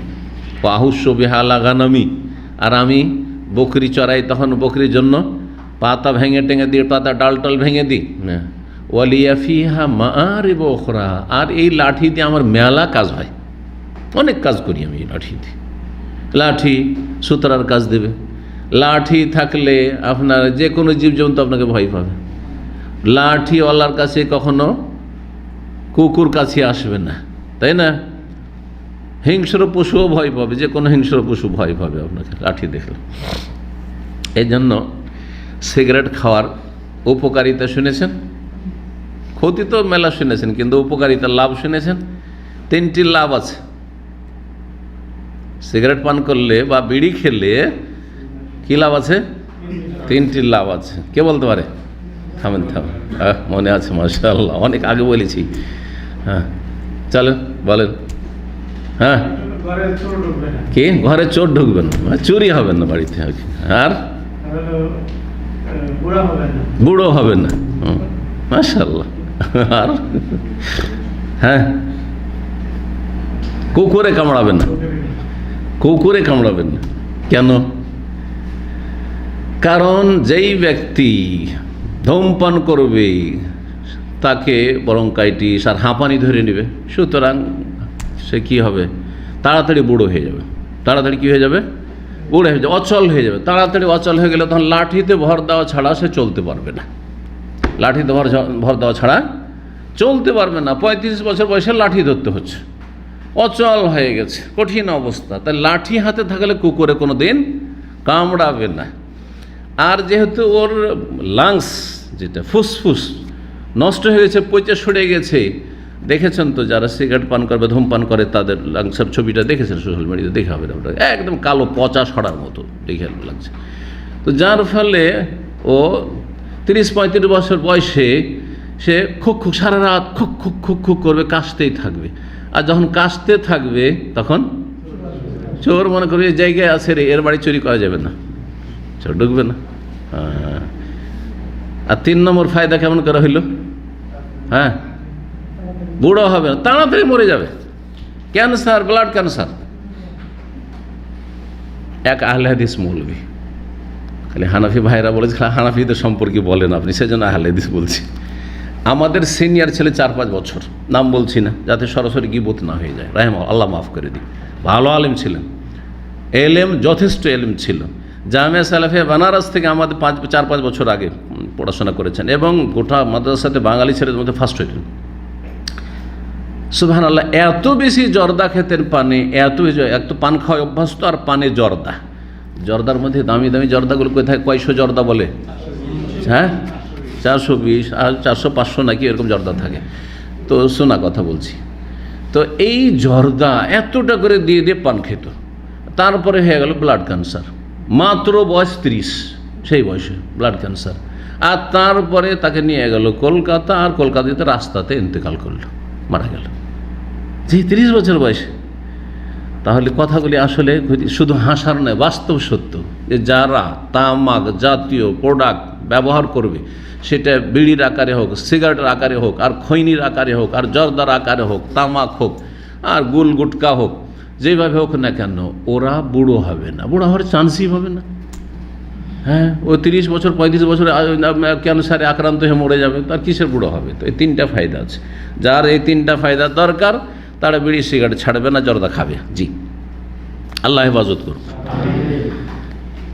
তো কি বলছিলাম, আলোচনা করছিলাম নবী সাল্লাল্লাহু আলাইহি ওয়াসাল্লামের লাঠি নিয়ে। হ্যাঁ, তো লাঠি থাকলে যে ফায়দাটা, সেটা হচ্ছে সব বক্তা তো ওই মানে সাহসিকতার সাথে বলতে পারে। অনেকের ভিতর কাঁপে, হয়তো কথা বলছে কিন্তু ভিতর থরথর করে কাঁপে, এটা জানেন কি না আপনারা? আমাদেরও কেঁপেছে এক সময়। প্রথম দিন যখন আমি আঞ্জুমান ট্রেনিংয়ে উঠেছিলাম, তখন আমার মনে আছে, ইন্না বালাউ নাহুম কামা বালাউ না আসহাবাল জান্নাতে, এই বিষয়বস্তু নিয়েছিলাম, যে বাগানওয়ালার কিস্সা কাহিনী, যে ও তো খুব দান খায়রাত করতো, কিন্তু ছেলেরা বলে যে আমার বাপ তো বোকা লোক ছিল, সব দান করে দিত রে, রাতের অন্ধকারে আমরা সব পেড়ে নিয়ে চলে আসবো, আর ফকির মিসকিন কিচ্ছু দেবো না, আর রাতের অন্ধকার আসে তো বাগানই আনবো, বাগান জ্বলে শেষ হয়ে গেছে।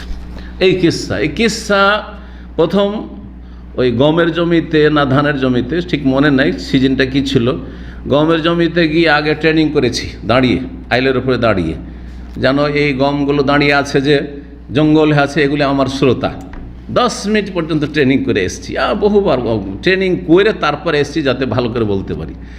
আসার পরে ঘড়ি দেখে মাত্র 4 মিনিট হয়েছে, শেষ হয়ে গেল পুঁজি। 4 মিনিট আমার পুঁজি শেষ। আমার কথা বোঝা গেছে? এটা কোন সালের কথা তাও বলতে পারো, 1973-এর কথা, 71-এর পরে 1973 সালে, যখন আমার বয়স 12 ধরেন, এইরকম বয়স। তখনকার যুগে প্রথম আঞ্জুমানের ট্রেনিংয়ে এসে দাঁড়িয়ে, আর মাথার ঘাম পা পর্যন্ত বহে চলেছে, দেখছি পা দিয়ে আমার ঘাম বইছে। কথা বোঝা গেছে? সুবহানাল্লাহ। তো এই যে ভয় থাকে, আর লাঠিটা হচ্ছে সাহারা। লাঠি থাকলে একটু ভয়টা কম। যদি কাঁপেও তো বুঝতে পারবে না লাঠি ধরে আছে। যখন শরীরটা কাঁপে, আমাদের ট্রেনিংয়ের সময় বেশ কিছু টেকনিক শেখানো হইতো মোদি ইউনিভার্সিটি পর্যন্ত, কারণ অনেকে তো এখানে এসে বড় হয়েও তো শিখে অনেকে। তো মোদি ইউনিভার্সিটি আমাদের একটা সাবজেক্ট ছিল, সেটা ছিল উসুলুদ দাওয়ার। তো দাওয়ার নিয়ম নীতিমালা, তাতে খেতাবা মানে আপনার লেকচার, ভাষণের ক্ষেত্রে কায়দা কানুন, যদি আপনার ভিতর কাঁপে আর দেখছেন যে আপনার আঙ্গুল কাঁপছে, তা তো মানুষ বুঝতে পারবে। কাঁপলে দেখলে তো বুঝতে পারবেন যে কাঁপছে, কথা বললে কী হবে, কাঁপছে, তাই না? তো কি করবেন আপনি তখন? এইরকম করবেন, একটা শেখানো হয়েছে আমাদেরকে। বুঝতে পারবেন না, মনে করছেন যে আপনি করছেন, কিন্তু আসলে এতে কি হচ্ছে, আপনার ভয়টা আপনার দূর করে দিচ্ছেন আপনি, হ্যাঁ, শরীরটা গরম করছেন আপনি, বোঝা গেছে? তো কি বলছিলাম, লাঠি হাতে থাকলে ওই আপনার সাহস থাকবে, একটা হিম্মত হবে, যে লাঠি থাকলে একটা হেলান দিলেন আপনি, হ্যাঁ। আর এখানে দেখবেন যে এখানে যে মেহরাব কি বলছে, যেটা খুতবার জন্য যে জায়গা তৈরি করা আছে, সেটাতে কিন্তু ঘেরা একটা প্রাচীর আছে আর কাঠ লাগানো আছে বেশিরভাগ জায়গা, তো ধরার ব্যবস্থা আছে।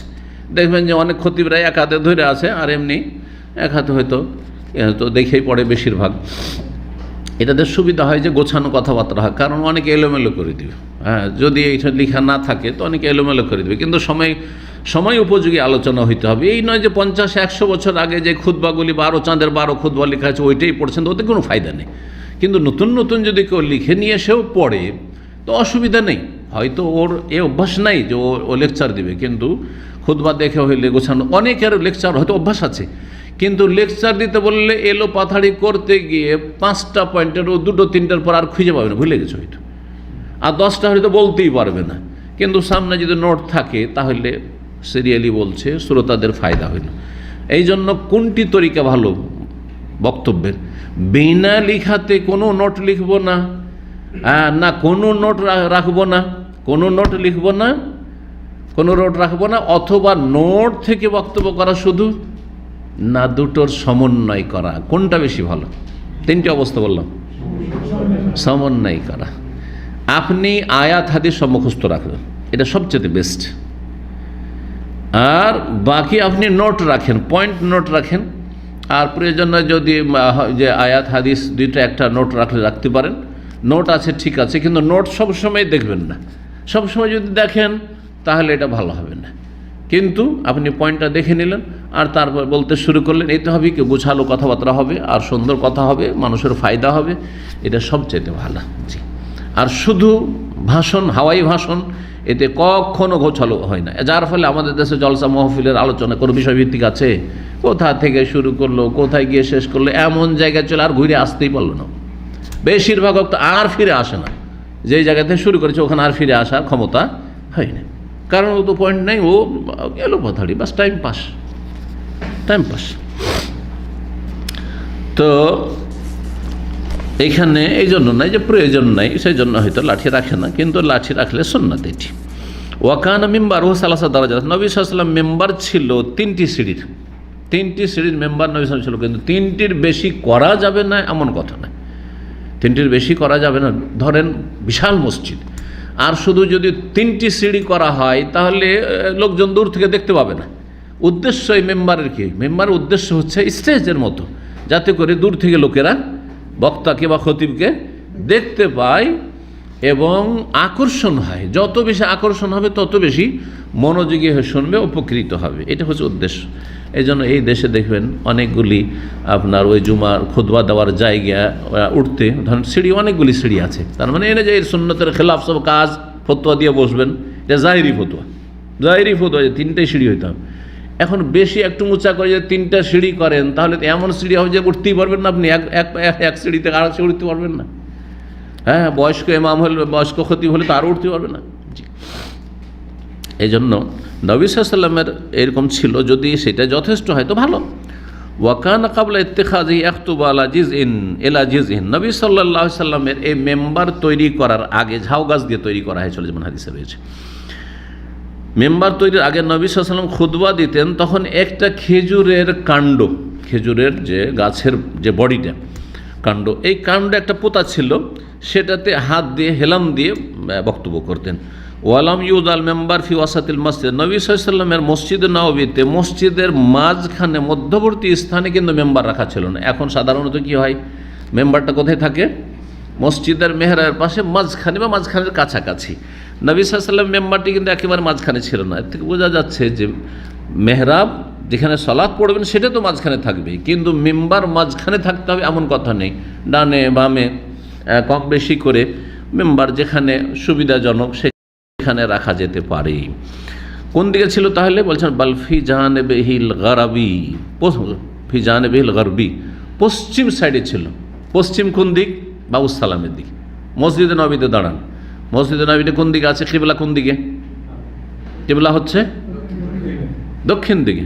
দক্ষিণ হচ্ছে এইদিকে, তাই না?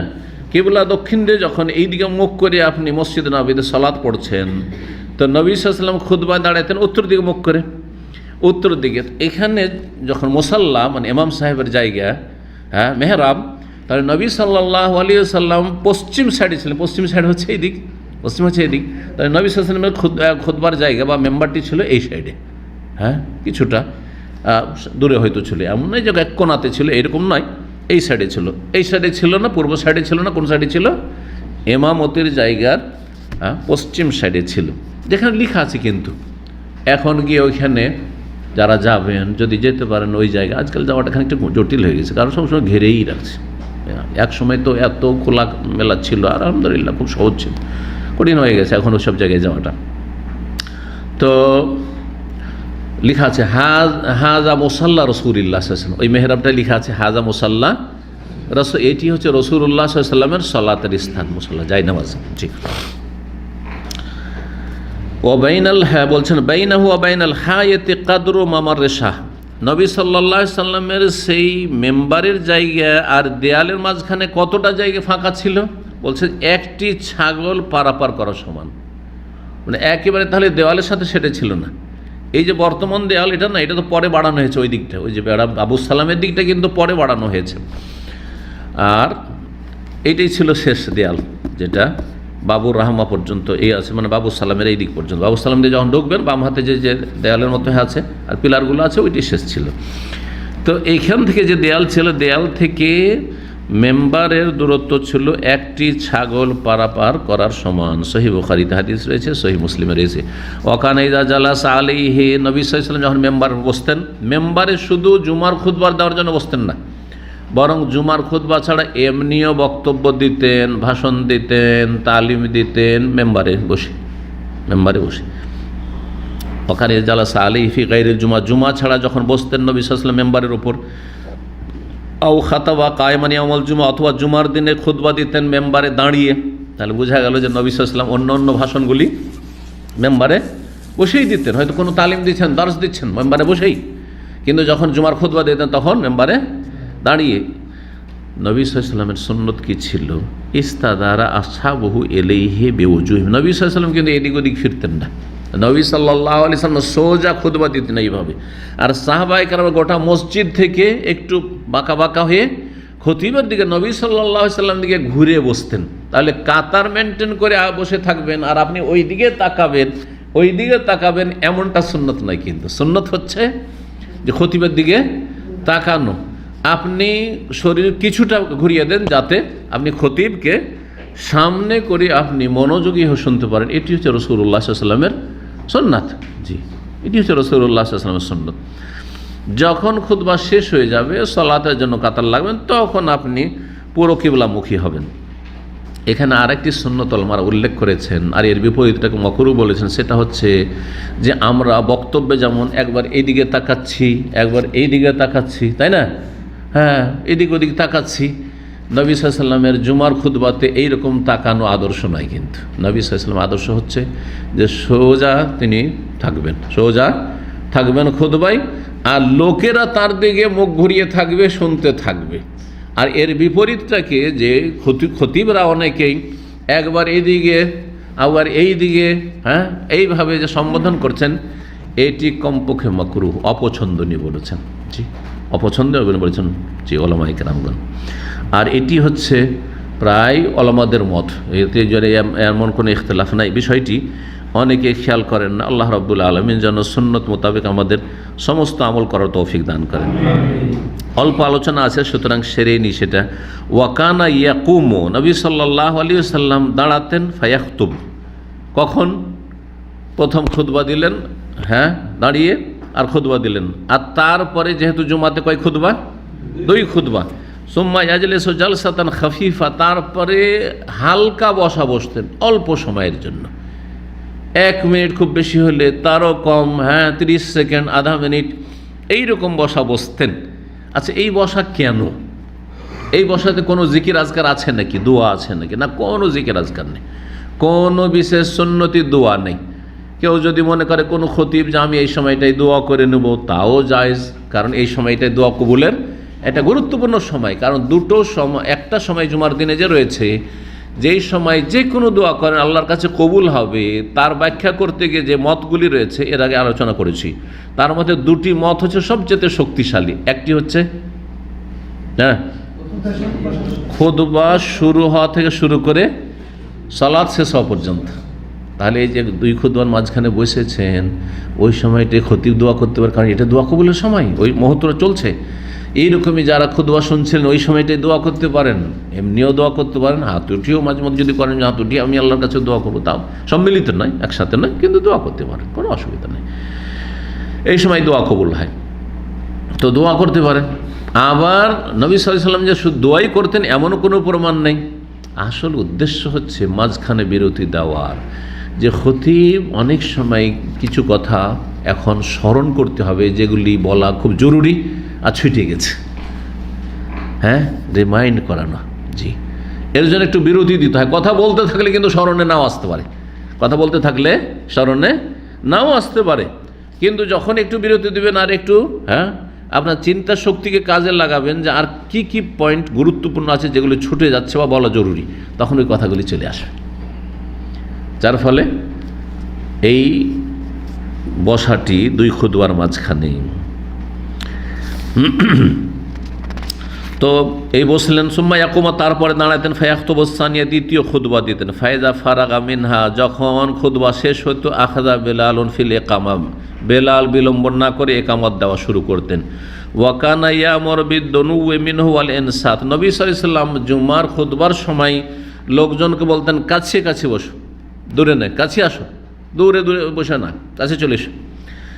আর কি বলতেন? মনোযোগী হয়ে শোনো, ইনসাত মানে চুপ হয়ে শোনো, নীরব হয়ে শোনো। আর কি ইখবির, আর বলতেন আন্নার রাজুল ইযা ক্বালা লিসাহিব, এই কথা বলেছেন নবী সাল্লাল্লাহু আলাইহি ওয়াসাল্লাম, কেউ যদি খুতবা চলাকালীন কাউকে বলে যে চুপ থাকেন, কথা বলছেন কেন, তাহলে সেই ব্যক্তি ফাকাদ লাগা, সে অসার ফালতু কাজ করলো, সেও গুনার কাজ করলো। তার মানে খুতবা শোনাটা এত গুরুত্বপূর্ণ যে ওই সময় আমর বিল মারুফ নাহি আনিল মুনকার, ভালো কাজের উপদেশ দেওয়া, অন্যায় কাজে বাধা দেওয়া, এটাও করা চলবে না। উপস্থিত যারা রয়েছেন মুসল্লি, তাদের এটা করার অধিকার কার? যদি করতে হয় ইমাম সাহেবের। ইমামের সাথে কোনো মুসল্লি কথা বলতে পারে, এটাও মাসলা জান। ইমামের সাথে মুসল্লি কথা বলতে পারে কোনো মুসল্লি, যেমন ওই সাহাবী আছে, ইয়া রাসূলুল্লাহ বৃষ্টির দোয়া করে দেন, ইয়া রাসূলুল্লাহ বৃষ্টিতে সব ডুবে শেষ হয়ে গেলাম, ধ্বংস হয়ে গেলাম, এই দোয়া করেন যাতে করে আল্লাহ বৃষ্টি থামিয়ে দেন। বলেছেন না বলেন নাই? তাহলে কথোপকথন জায়েজ আছে কার সাথে? খতিবের সাথে। কোনো ব্যক্তির হইচই না হয় একজন কথা বলছে, জায়েজ আছে। এইরকমই নবী সাল্লাল্লাহু আলাইহি ওয়াসাল্লাম কথা বলছেন, সাল্লাইতা রাকাতাইন, এই তাহিয়াতুল মসজিদ পড়েছো, কথা বললেন না বললেন না? আর উত্তর দিচ্ছেন পড়নি, উঠো পড়ো। তাহলে কথোপকথন শুধু একটি কথা নয়, ইমাম যিনি খতিব খুতবা দিচ্ছেন আর যারা শ্রোতা রয়েছেন তাদের কথা বলা যাবে। ইমাম কথা বলতে পারবে, খতিব কথা বলতে পারবে, বা খতিবের সাথে যারা উপস্থিতি রয়েছে তাদেরকেও কথা বলতে পারবে, কিন্তু আপোষে কথা বলা জায়েজ নয়, এটি অসার কাজ। যদি কেউ ভালো কথাও বলে, ভালো উপদেশ দেয়, ধরেন একটা লোক কেউ খেলাধুলা করছে, মোবাইল বেরোচ্ছে, মোবাইল টিপছে, মানে খুবই খারাপ লাগছে আপনাকে, থামা মুশকিল ওই সময়, এই মোবাইলটা রাখতে পারেন না, না না বলা যায় না আপনার জন্য, আপনি বলবেন না, ওটা ইমাম যদি দেখে তো ইমাম বলবে। ওমাল্লাগার, কেউ যদি এরকম অসার কাজ করে খুতবা চলাকালীন, ফালা জুমআত লাহু, তার জুমা নেই, তার জুমা হবে না। কি হবে তাহলে? জোহর হয়ে যাবে, সে জোহরের নেকি পাবে, জুমার নেকি জুমার সব পাবে না। এই মর্মে যে হাদিস রয়েছে, অধিকাংশ হাদিসগুলি জয়ীফ, দুর্বল। এই ভাষা দিয়ে যে হাদিস রয়েছে, হাদিসটি সুন্নাহ মুসনাদ আহমদে রয়েছে, প্রথম খণ্ড 93 পৃষ্ঠা, কিন্তু ওর সনদে রয়েছে মৌলা ইমরাত আতাল খোরাসান, আতা খোরাসানির আর স্ত্রীর স্বাধীনকৃত গোলাম, সেই ব্যক্তি হচ্ছে মজহুল, অজ্ঞাত পরিচয়। তাহলে হাদিস জয়ীফ, হাদিস জয়ীফ।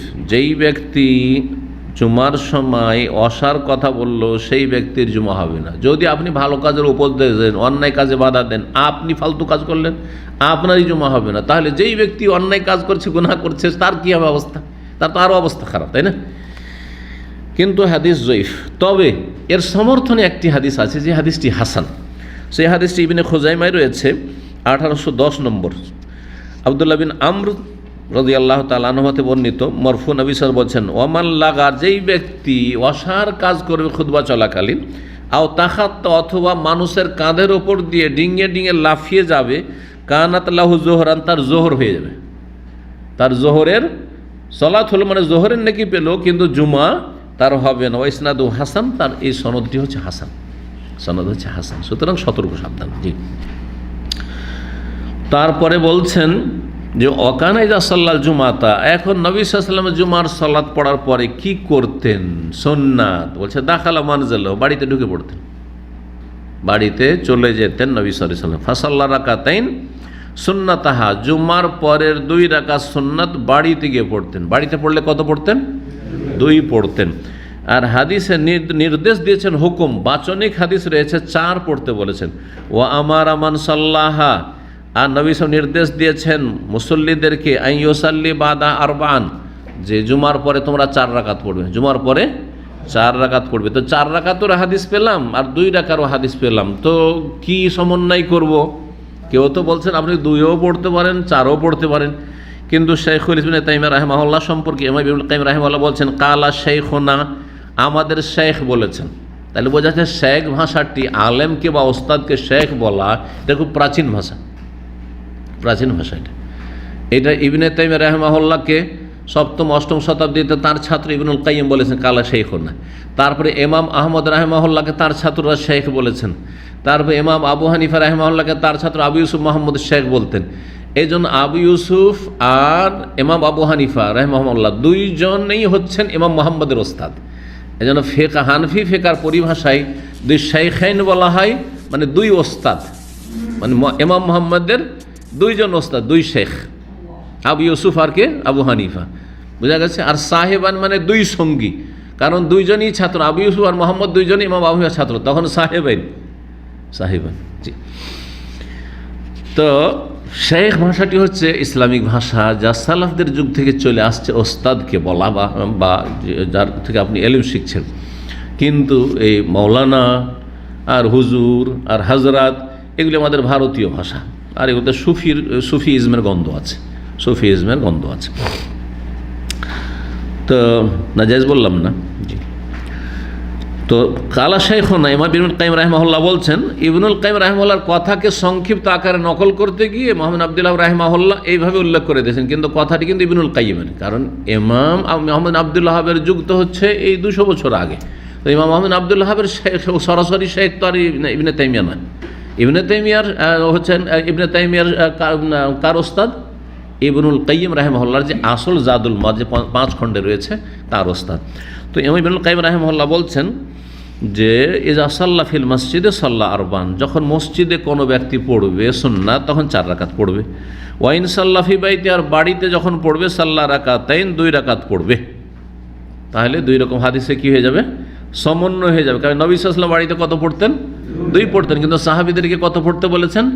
4 পড়তে বলেছেন। কারণ নবী সাল্লাল্লাহু আলাইহি ওয়াসাল্লাম জানছেন যে এরা মসজিদেই পড়ছে, তো মসজিদে পড়ছো, তাহলে 4 পড়ো। এখান থেকে কেউ কেউ ইস্তেমবাদ করেছেন যে সুন্নত নামাজ কেউ যদি মসজিদে পড়ে তো কমপক্ষে অর্ধেক নেকি পাবে, অর্ধেক পাবেন, আর বাড়িতে পড়লে ডবল পাবেন। তো কেন অর্ধেক নিতে যাবেন আপনি? যেমন সুন্নত যদি কেউ বসে বসে পড়ে, যেমন হানাফি মাযহাবের লোকেরা কিছু নফল পড়ে কি বসে বসে, মাগরিব পড়ে, ইশা পড়ে, নফল পড়ে না বসে বসে। হাদিসে কি আছে? সুস্থ ব্যক্তি যদি বসে বসে পড়ে, ফরজ তো হবেই না, ফরজের জন্য দাঁড়ানো শর্ত, কিন্তু সুন্নত নফল হয়ে যাবে, কিন্তু অর্ধেক নাকি পাবে। তো আরে অর্ধেক কেন নেবেন? দুনিয়ার বেতনে তো কেউ রাজি হবেন না যে অর্ধেক নেব। যদি কফিল বলে যে দেখো তোমার জন্য 2টা বেতন আছে, 1000 আর 2000, কোনটা নিবে? তো যতই কঠিন কাজ হোক 2000 ওয়ালা চাকরিতে নেবে, কথা বোঝা গেছে? আর এখানে তো নেকির আর বেশি প্রয়োজন নেই, কারণ জান্নাত পেয়ে গেছি। আল্লাহ হিদায়াত করুন। কুলতু, বলছেন ওয়ালা হাযা, শেখ মোহাম্মদ আবদুল্লাহ রাহিমাহুল্লাহ বলছেন, সংক্ষিপ্ত যিনি করেছেন, বলছেন ওয়ালা হাযা তাদুল্লুল আহাদিস, আর বিভিন্ন হাদিসগুলি এটাই প্রমাণ করে যে বাড়িতে পড়লে 2 আর মসজিদে পড়লে 4। ওয়াকাদ যাকার আবু দাউদ, এবং আবু দাউদ রাহিমাহুল্লাহ উল্লেখ করেছেন ইবনে ওমর রাদিয়াল্লাহু তাআলা আনহুমা থেকে। আবু দাউদে আছে, কিন্তু বুখারী মুসলিমও আছে, শুধু এখানে আবু দাউদের কথা উল্লেখ করেছেন। যে কোনো যতই বড় ইমাম আর আলেম হোক না কেন, কিছু ত্রুটি থেকে যাওয়া স্বাভাবিক, কারণ স্মৃতিশক্তি অনেক সময় ফেল করে যায়। একটা হাদিস ধরেন বুখারী তো আছে আর মুসলিমে আছে, কিন্তু হয়তো ওই কথাটি মনে নেই আমার, আবু দাউদেরটা মনে আছে, আবু দাউদ বলে দিলাম, কিন্তু আমার জন্য উত্তম ছিল কি বলা, যেটা বেশি সহিহ হাদিস সেটা রেফারেন্স দেওয়া। ঠিক। তো আবু দাউদে আছে ইবনে ওমর রাদিয়াল্লাহু তাআলা আনহু থেকে আন্নাহু কানা ইযা সাল্লা ফিল মসজিদে সাল্লা আরবা, নবী সাল্লাল্লাহু আলাইহি ওয়াসাল্লাম যখন মসজিদে পড়তেন 4 পড়তেন, ওয়া ইযা সাল্লা ফি বাইতিহি, বাড়িতে পড়লে সাল্লা রাকাতাইন, 2 রাকাত পড়তেন। আবু দাউদে 1130 নম্বর, আর সহিহ বুখারীতে আছে 2য় খণ্ড 354, আর সহিহ মুসলিম 882 নম্বর। তাহলে বুখারী মুসলিমও এই মর্মে হাদিস রয়েছে যে নবী সাল্লাল্লাহু আলাইহি ওয়াসাল্লাম মসজিদে পড়লে 4 পড়তেন, আর বাড়িতে পড়লে না। আব্দুল্লাহ বিন উমর, এটা নবী সাল্লাল্লাহু আলাইহি ওয়াসাল্লামের আমল নয়, আব্দুল্লাহ বিন উমরের আমল, বুঝলেন, মওকুফ। তাহলে সাহাবীর আমল, কিন্তু সাহাবীর একটা যখন আমল করছেন তো এমনিতে আমল করছেন না, অবশ্যই নবী সাল্লাল্লাহু আলাইহি ওয়াসাল্লাম থেকে তার প্রুফ পেয়েছেন, এমনি তো না। এটাকে বলা হয় হুকমান মারফু, মানে যদিও নবী সাল্লাল্লাহু আলাইহি ওয়াসাল্লাম থেকে বর্ণনা করা হয়নি, কিন্তু যেহেতু সাহাবী আমল করছেন আর সরাসরি তিনি হচ্ছেন ছাত্রকার রাসূলুল্লাহ সাল্লাল্লাহু আলাইহি ওয়াসাল্লামের, সুতরাং এটি যেন নবী সাল্লাল্লাহু আলাইহি ওয়াসাল্লাম থেকেই প্রমাণিত, হুকমান মারফু এটাকে বলা হয়। তো এই ছিল আজকের লম্বা আলোচনা। আল্লাহ রাব্বুল আলামিনের কাছে দোয়া করি আল্লাহ আমাদের উপকারী জ্ঞান দান করুন, ভালো আমলের তৌফিক দান করুন, সমস্ত গুনাহ থেকে বেঁচে থাকার তৌফিক দান করুন। আল্লাহ রাব্বুল আমাদের ঈমানকে মজবুত করে দেন। আল্লাহ রাব্বুল আলামিন আমাদের জান্নাতুল ফিরদাউস দান করুন। এখানে জুমা সম্পর্কে আমাদের আলোচনা শেষ হলো, আর তারপর ইনশাআল্লাহ ঈদ আইনের আলোচনা আমরা সামনের সপ্তাহে শুরু করব। ওয়া সাল্লাল্লাহু সাল্লাম আলা নবিয়িনা মুহাম্মদ ওয়া আলা আলিহি ওয়া সাহবিহি আজমাইন।